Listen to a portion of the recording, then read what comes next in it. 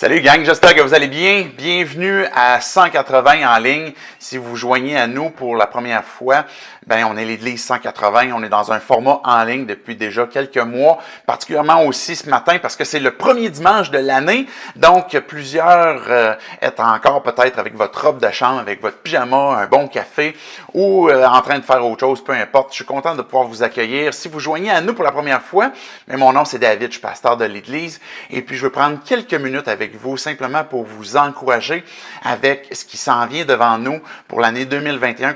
Et puis pour voir cet encouragement-là, je vous invite à tourner dans Hébreux, le chapitre 12, que je vais vous lire immédiatement, puis que je vais tirer là-dedans finalement quelques trucs, quelques encouragements que Dieu nous donne pour pouvoir justement courir avec persévérance dans cette nouvelle année qui est devant nous. Hébreux 12, verset 1, nous donc, aussi puisque nous sommes entourés d'une si grande nuée de témoins, rejetons tout fardeau et le péché qui nous enveloppe si facilement et courons avec persévérance l'épreuve qui nous est proposée. Faisons-le en gardant les yeux sur Jésus, qui fait naître la foi et l'amène à la perfection. En échange de la joie qui lui était réservée, il a souffert la croix en méprisant la honte et qui s'y attachait, et il s'est assis à la droite du trône de Dieu. Versets 7 et 8. Supportez la correction, c'est comme des fils que Dieu vous traite. Quel est le fils qu'un père ne corrige pas? Mais si vous êtes dispensés de la correction à laquelle tous ont part, c'est donc que vous êtes des enfants illégitimes et non des fils. Verset 12. Fortifiez donc vos mains défaillantes et vos genoux flagellants, et faites des voies droites pour vos pieds, afin que ce qui est boiteux ne se démette pas, mais plutôt soit guéri. Recherchez la paix avec tous et la progression dans la sainteté. Sans elle, personne ne verra le Seigneur. Veillez à ce que personne ne se prive de la grâce de Dieu, à ce qu'aucune racine d'amertume produisant des rejetons ne cause du trouble et que beaucoup n'en soient infectés. Une nouvelle année est signe d'espoir parce qu'on veut voir des nouvelles choses se réaliser dans nos vies. On espère que les choses de l'année 2021 sont passées, que la pandémie est sur la fin. On espère comme quoi que il y a peut-être notre vie amoureuse va changer, peut-être que notre santé va s'améliorer, peut-être que des relations vont se renouer, vont se restaurer, etc. Et c'est la raison pour laquelle on prend des résolutions. On aborde l'année, la nouvelle année avec, si je pose certaines actions, il va y avoir des résultats dans ma vie. Si, par exemple, je mange mieux, je veux mieux manger, donc je vais perdre du poids, je veux faire plus d'exercice, je veux faire moins d'écran, je veux moins sacré, je veux être plus présent pour des gens que j'aime, je veux renoncer à des relations qui sont toxiques, par exemple. Donc, on prend des résolutions parce qu'on veut apporter des actions dans nos vies qui vont avoir un résultat. Et c'est normal parce que chaque action va apporter le résultat qu'on souhaite pouvoir avoir dans nos vies. Maintenant, le problème avec les résolutions, c'est que souvent, en cours d'une année, on se retrouve confronté à des circonstances incontrôlables. Qu'est-ce qui va nous arriver en 2021? Qu'est-ce qui va arriver avec cette fameuse pandémie qu'on a si hâte qu'elle finisse? Est-ce qu'après ça va en être une autre? J'espère que non. Est-ce que ça va être une situation de santé? Est-ce que ça va être, par exemple, une situation amoureuse qui va changer? Il y a des circonstances qui ne dépendent pas de nos actions. Et là, à ce moment-là, on se retrouve confronté à, j'aurais voulu voir ce changement-là dans ma vie, mais j'y arriverai pas parce que les circonstances me le permettent pas. Mais non seulement les circonstances nous bloquent des fois dans ce qu'on voudrait poser comme action pour avoir un résultat, mais des fois notre propre volonté, notre propre capacité à faire les choses. On arrive au mois de février, de mars, par exemple, si on s'est inscrit dans un gym, et puis là, à un moment donné, la motivation est peut-être juste plus là. On est peut-être fatigué. Peut-être qu'on se retrouve d'une circonstance, par exemple, d'une vie amoureuse où on n'a plus envie de persévérer. Peut-être que tu es fatigué, tu es tanné, tu as envie d'arrêter cela. Ou tu te retrouves dans un désir d'avoir repris ta santé en main, puis finalement, ça te tente plus parce que tu vis une mauvaise période et puis que là, de peut-être manger un petit peu du comfort food fait du bien, puis là, ça devient comme difficile avec ton régime.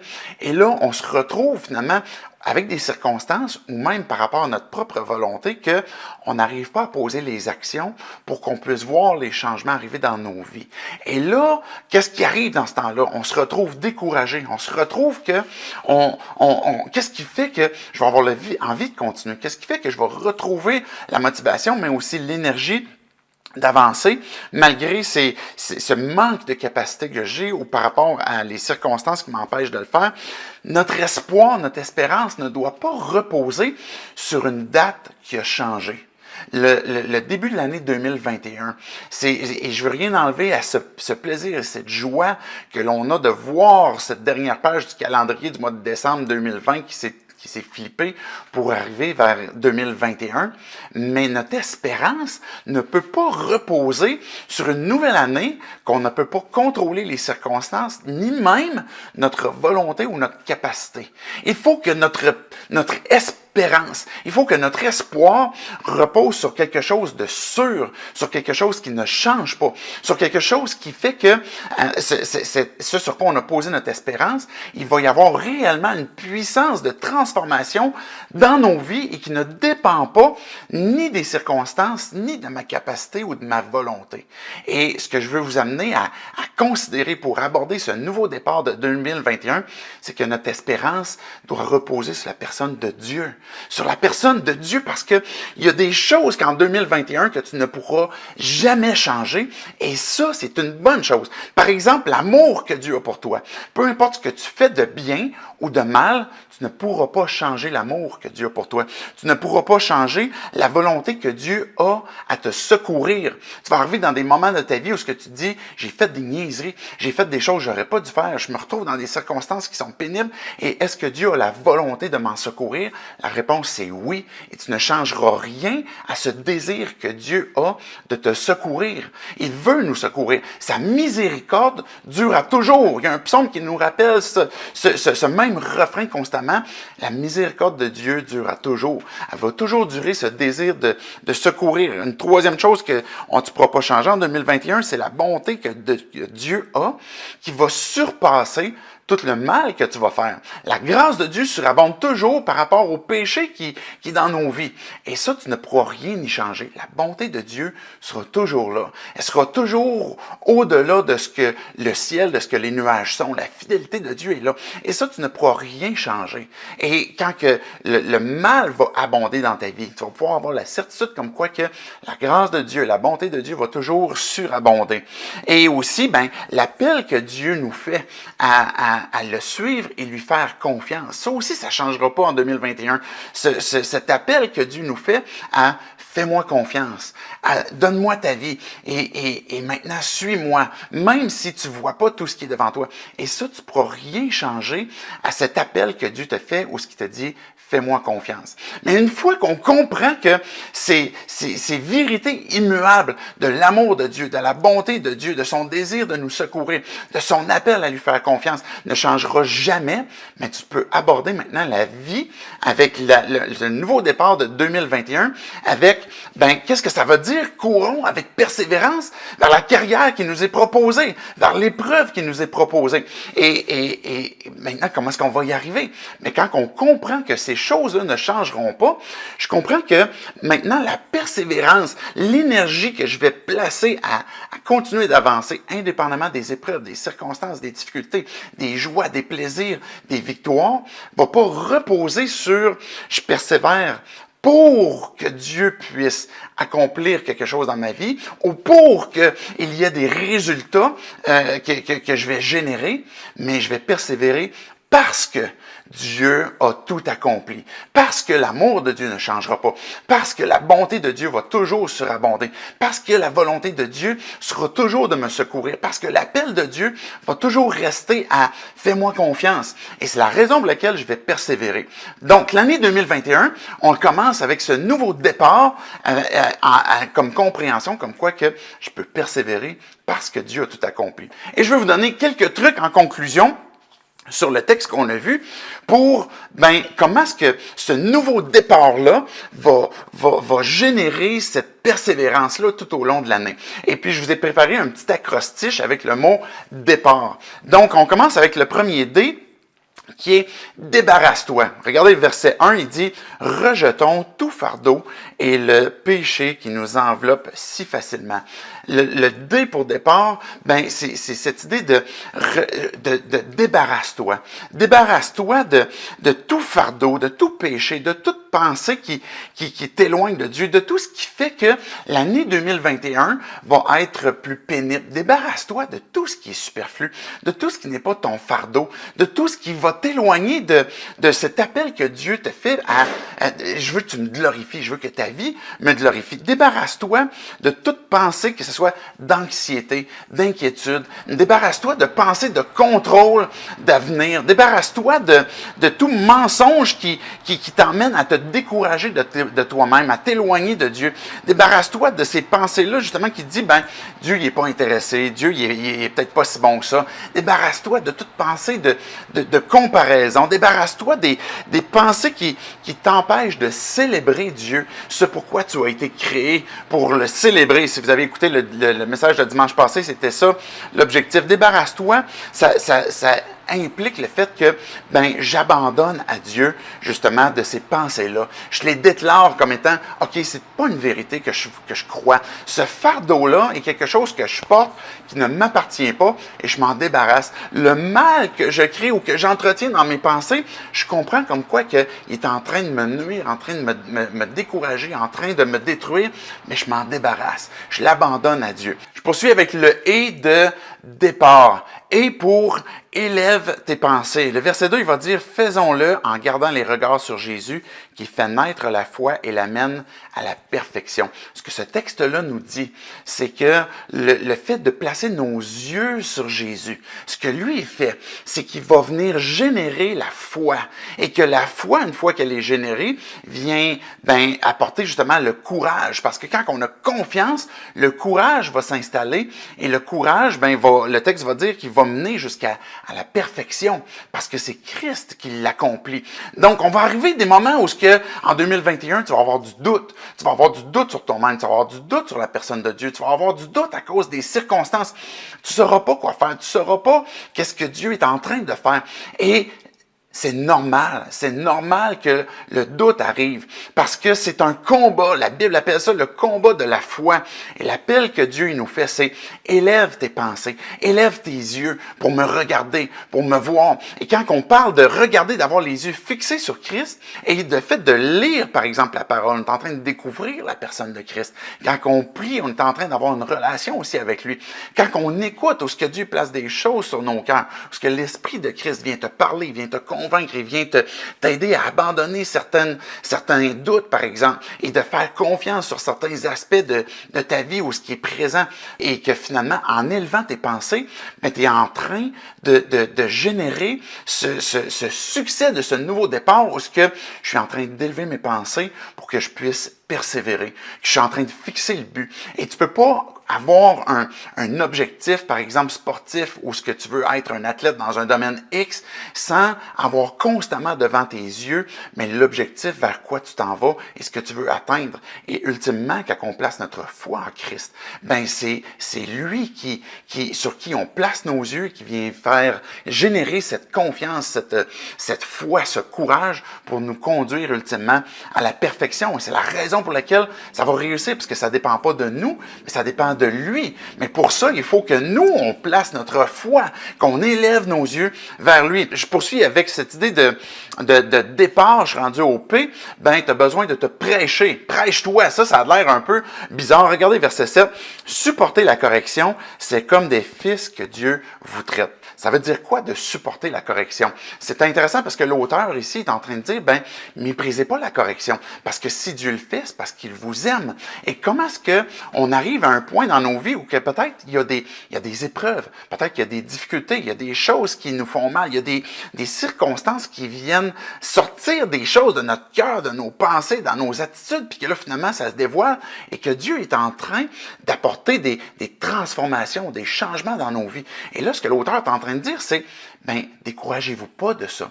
Supportez ça. C'est une bonne chose, parce que si ça se produit, c'est parce que vous êtes des enfants de Dieu. Et c'est ça qu'il faut que tu te prêches. Parce que l'auteur est en train de dire, pour supporter la correction, tu dois te rappeler que tu es un fils, tu es un enfant de Dieu. Rappelle-toi qu'est-ce que Dieu a fait et comment est-ce que ça transforme ta vie. Quand tu arrives dans des moments où c'est pénible, tu es découragé de toi-même, c'est difficile, tu es dans des épreuves, il te dit, décourage-toi pas. Et la façon pour supporter cette circonstance-là, puis peut-être l'épreuve, la correction que Dieu apporte dans nos vies, et transformation dans nos vies, c'est prêche-toi.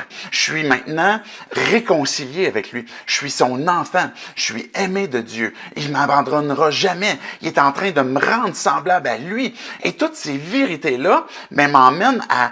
Je vais me prêcher à mon âme pour me rappeler les vérités qui fait que je vais avoir envie de continuer et je vais supporter. Je ne vais pas entretenir un mensonge inverse comme quoi que Dieu doit être découragé de moi. Dieu ne doit plus me donner sa bénédiction parce que j'ai fait une connerie, parce que j'ai fait une mauvaise chose, mais parce que maintenant, si je supporte des circonstances de ma vie où ce que Dieu est en train de me punir, me corriger, me transformer, mais c'est parce que je suis son enfant. C'est à cause des plus belles vérités qui concernent ma relation avec Dieu, pour lesquelles que finalement Dieu est en train d'opérer une transformation que lui, il sait être bonne dans ma vie et que je veux poursuivre aussi. Et donc, j'ai besoin de me prêcher l'amour que Dieu a pour moi. J'ai besoin de me prêcher l'identité d'enfant de Dieu que j'ai. J'ai besoin de me rappeler que je suis justice de Dieu en Jésus-Christ. J'ai besoin de me prêcher la victoire qui est acquise par Jésus-Christ et de les dire, de me les prêcher. Et puis, comme si un peu comme David, si vous lisez les psaumes, il va dire, élève-toi mon âme. Il va se prêcher à lui-même. C'est comme si il se parle tout seul pour comme s'encourager. Mais tu as besoin de faire ça. Tu as besoin de prêcher. Tu as besoin de dire, de prêcher, c'est déclarer les vérités. Déclarer les vérités qui te concernent qui concernent Dieu et dans ta relation que tu as avec lui aussi. Je poursuis avec le A de départ. Adapte-toi. Regardez versets 12 et 13. « Fortifiez donc vos mains défaillantes et vos genoux flagellants. » Verset 13. « Et faites des voies droites pour vos pieds. » C'est intéressant parce que dans le fond, ce que l'auteur est en train de nous dire, ce que Dieu est en train de nous dire, c'est, là où c'est affaibli, mais fortifie-toi, que ce soit tes mains, par exemple, ou bien tes genoux. Et puis, prends le temps de fortifier ça. Et puis, là où c'est difficile pour toi de marcher, aplanis le sentier pour que ça soit plus facile, pour que ça soit pas une occasion pour toi de flancher, d'avoir, si tes mains, tes pieds, tes genoux sont fragiles, mais que tu vas pas être en train de tomber, tu vas pas te faire du mal ou te détruire, mais que tu vas faciliter ton parcours, ta marche avec Dieu pour que tu puisses avancer. Pour persévérer, et c'est nécessaire qu'à un moment donné, il y ait une certaine décision où, mais qu'est-ce que je vais faire pour poursuivre ma course avec joie, avec plaisir? Et donc, j'ai besoin de m'adapter. Si j'ai quelque chose qui, dans ma vie, a besoin d'être fortifié, je vais prendre le temps de le fortifier. Si j'ai d'autres aspects dans ma vie qui sont fragiles, qui sont instables, mais je vais m'assurer que le chemin devant moi va faciliter que ça va bien aller. Il y a des moments où, dans une année, par exemple, il va y avoir ce que j'appelle des moments de grâce, où Dieu semble comme de lui-même aplanir un chemin, ça va bien, il y a des bénédictions, il y a des choses qui sont faciles, et ça, c'est un moment de grâce pour justement prendre des décisions, peut-être pour avancer, pour peut-être aller plus rapidement, peut-être régler certaines choses de ta vie, et il va y avoir des moments où ça va être plus difficile, ça va être plus pénible, peut-être des mêmes circonstances qui là, tout d'un coup, vont devenir plus difficiles, mais là, il faut que tu puisses avoir devant toi, un sentier, une marche qui fait que ça va être plus facile. Qu'est-ce que je veux dire par là? Ça peut être des relations qui te nuisent, par exemple, ou ce que tu as besoin de prendre certaines décisions pour, il y a peut-être une ambiance autour de toi qui de pensées qui sont très négatives, qui sont très pessimistes, qui sont peut-être incrédules, et puis que là, tu as besoin peut-être que ces messages-là que tu vois constamment sur Facebook, mais tu te désabonnes. Il y a certaines pages que tu arrêtes de liker. Il y a certains amis que tu vas, justement, peut-être pas les flusher, mais peut-être te désabonner pour plus voir. Tu as peut-être besoin de mettre devant tes yeux des choses qui vont alimenter des bonnes pensées, des bonnes réflexions, des vérités qui concernent Dieu. Et là, il y a un choix où ce que j'ai besoin de m'adapter tout au long de l'année, que je veux faire attention pour faciliter, pour cibler ce qui me nuit et cibler ce qui va faciliter aussi ma marche. Il va dire, si tes mains sont défaillantes puis tes genoux sont flagellants, à ce moment-là, assure-toi de fortifier ça. Et puis, assure-toi aussi que que le parcours que tu as à faire soit pas encore plus difficile, mais facilite-les pour que tu puisses avancer de progrès en progrès. Et ça, c'est adapte-toi. Et ça, c'est normal que ça arrive au courant d'une année où est-ce qu'on a besoin de prendre certains choix pour justement continuer de persévérer et d'avancer. Je poursuis avec le R de départ qui est redonne. Regardez versets 14 et 15. Recherchez la paix avec tous et la progression dans la sainteté. Sans elle, personne ne verra le Seigneur. Verset 15. Veillez à ce que personne ne se prive de la grâce de Dieu. Cette idée de redonner. C'est quand que le texte nous dit, par exemple, rechercher la paix avec tous, la progression dans la sainteté. Ben, il y a un aspect de communauté qui est présent là. Il y a un aspect de communauté tout au long, en fait, des impératifs que j'ai lus, que je vous ai lus, mais que ce soit, par exemple, où ce qui va dire, ben, fortifiez vos mains et puis faites des voies droites, ou bien gardez les regards sur Christ, supportez, par exemple, la correction. Mais tout cela implique la communauté. Ça implique que c'est plus qu'un individu. C'est plus que juste moi seul, vous seul, mais il y a un aspect collectif. Dans la persévérance, il doit nécessairement y avoir un aspect collectif parce que ça fait partie du plan de Dieu. Surtout si tu décides de placer ta foi en Dieu, ta foi en Jésus, ou ce que tu veux vivre cette vie que qu'il t'a donnée et puis que 2021, tu puisses la vivre en le glorifiant, mais tu as besoin de la collectivité. Et c'est pour ça qu'il va dire, ben, recherchez la paix avec tous. Veillez à ce que personne ne se prive de la grâce de Dieu.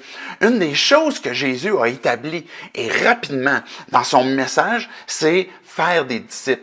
Quand que je place ma foi en Christ, à ce moment précis-là où ce que je reçois sa vie, où ce que je lui ai demandé pardon pour mes péchés, pour obtenir sa vie, parce que je reconnais comme quoi que je suis séparé de lui et que je suis rebelle et qu'à cause de ça, mais la colère de Dieu est sur moi. Maintenant, je suis réconcilié avec lui parce qu'il m'a pardonné, parce que j'ai placé ma foi en lui, parce que lui a tout accompli. Mais là, tout d'un coup, j'ai besoin de redonner ce que Dieu m'a donné. J'ai été réconcilié avec lui et je veux être un artisan de paix. Je veux poursuivre cette paix que je vais avoir avec les gens autour de moi. Je veux poursuivre le fait que ce que j'ai obtenu comme grâce, c'est-à-dire que Dieu m'a donné sa faveur, il m'a donné sa bonté, peu importe les conneries que j'ai faites, ben Dieu, sa bonté, sa grâce a toujours surabondé et ça a commencé à l'instant où j'ai eu la vie éternelle parce que je place ma foi en lui.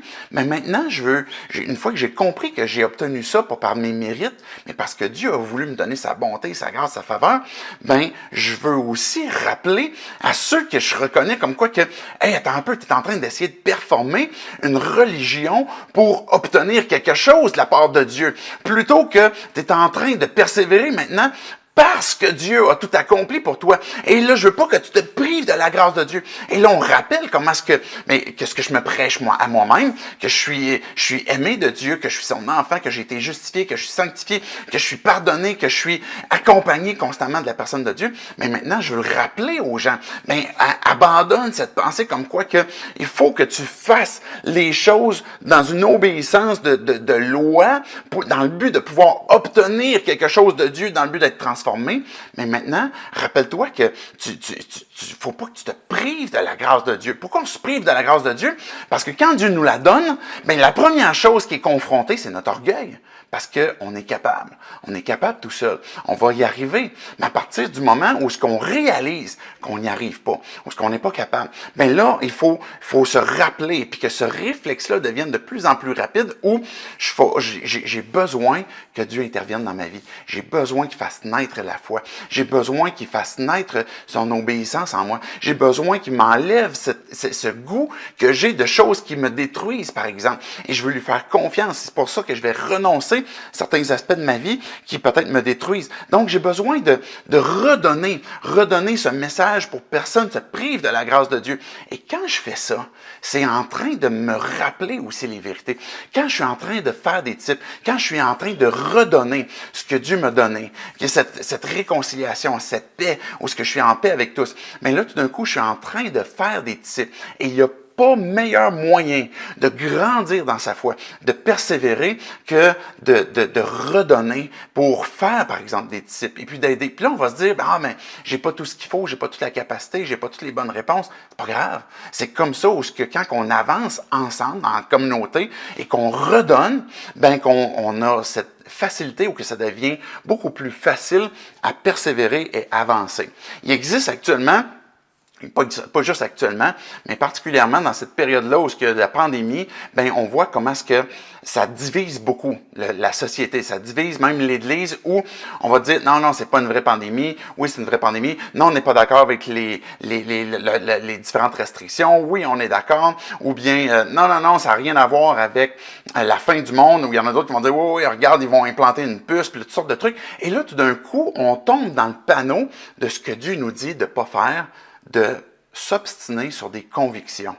Et que là, on est en train de livrer le mauvais combat de la foi, où on se livre des combats sur Facebook, puis des arguments, puis des échanges de mots. Et puis la Bible nous dit explicitement que il y en a qui font des distinctions entre les jours, entre les fêtes, et puis, mais tombez pas dans le panneau, tombez pas dans les circonstances où je suis en train de ventiler mes propres convictions, puis comment les autres sont pas. Dieu, il dit, tombez pas dans des généalogies sans fin. Ça pourrait être une des applications où à place de rechercher la paix avec tous, on est en train de diviser. Et ce que Dieu dit, c'est que même ce type d'attitude-là, non seulement ça édifie pas, mais en plus, ça va éloigner encore plus ceux qui écoutent ces arguments-là qui sont vains. Bref, redonner, prendre soin, de rechercher la paix, de veiller à ce que personne ne se prive de la grâce, c'est un signe de maturité dès le moment où je place ma foi en Christ, où à chaque jour, maintenant, je veux moi-même être un disciple, mais faire des disciples aussi. Et je termine avec le T de départ qui est « tiens bon ». Le verset 28 dit « Attachons-nous à la grâce qui nous permet de rendre à Dieu un culte qui lui soit agréable, avec respect et avec piété. » Attachons-nous à la grâce. On vient d'en parler, de veiller à ce que personne ne se prive de la grâce, cette bonté que Dieu nous donne, qu'il nous offre, puis qu'on peut obtenir uniquement par la foi, où j'ai besoin de renoncer à l'orgueil que je vais être capable, je vais réussir, mais maintenant je me tourne vers Dieu, puis quand je rouvre ma main, c'est que je suis en train de dire, j'abandonne mon orgueil, j'abandonne le fait que je vais réussir tout seul, et j'ouvre ma main vers toi pour dire, je saisis ta grâce, je saisis ton intervention, je saisis l'aide que tu me donnes, peu importe le moyen que Dieu utilise pour dispenser son aide. Dans la tentation, la Bible nous dit que dans les épreuves, dans la tentation, Dieu pourvoit aussi au moyen de s'en sortir. La grâce de Dieu à chaque jour nous suffit et Dieu nous l'offre. Et à chaque année de l'année 2021, Dieu va être présent pour toi. Il va marcher avec toi. Il veut que tu puisses célébrer ce qui est l'appel pour lequel il t'a créé. Et puis, il te dit, tiens bon, attache-toi à la grâce que je t'offre à chaque instant, à chaque jour, dans chaque moment et dans les difficultés, que tu puisses comprendre et te rappeler et te souvenir que ma grâce est là, ma bonté est là. Et ça dépend pas de toi, ni à partir du début, ni à la fin, ni au milieu. Et c'est pour ça qu'on appelle la grâce de Dieu. Et quand on est dans ce départ de vie chrétienne, quand on commence un nouveau départ de 2021, on se rappelle que c'est à cause de Dieu, c'est par sa bonté que je vais franchir cette année, que chaque jour qui va arriver, ça va être à cause de sa grâce, de sa bonté, parce que je vais lui faire confiance dans ma vie, que je vais pouvoir avancer, puis avoir une espérance qui va être fondée sur quelque chose de sûr, qui va générer la transformation que j'espère et qui va réellement arriver parce que lui ne change pas.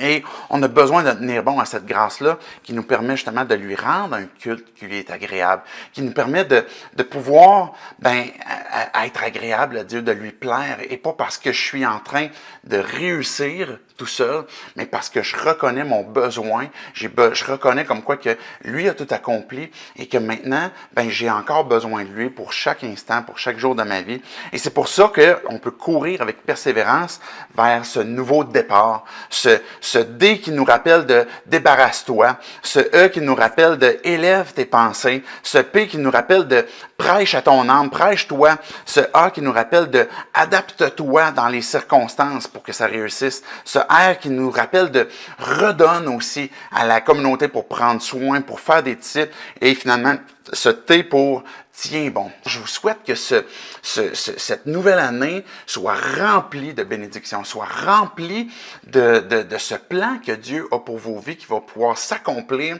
que Dieu puisse ouvrir une porte devant vous, que personne ne va pouvoir fermer, et que les portes qui seront fermées, que Dieu vous donne le discernement de pouvoir les voir et d'aller vers là où il vous dirige. Que l'Esprit de Dieu puisse vous combler, vous rappeler ces vérités-là, vous convaincre de ce qui est nécessaire de changer dans vos pensées, dans vos cœurs, que Christ puisse être glorifié dans vos vies, que ces guérisons, que ces restaurations puissent s'opérer aussi au fur et à mesure que vous allez avancer, que vous allez apprécier la personne de Dieu, que si vous êtes dans la découverte de qui est Dieu, dans la recherche de qui il est, mais que cette recherche puisse grandir, qu'elle puisse avancer et que rien puisse venir refréner, puisse venir distorsionner, ben justement ces vérités que Dieu veut apporter, comme quoi que son amour ne changera pas, que sa bonté ne changera pas, que son désir de te secourir ne changera pas et que son appel à lui faire confiance ne changera pas aussi.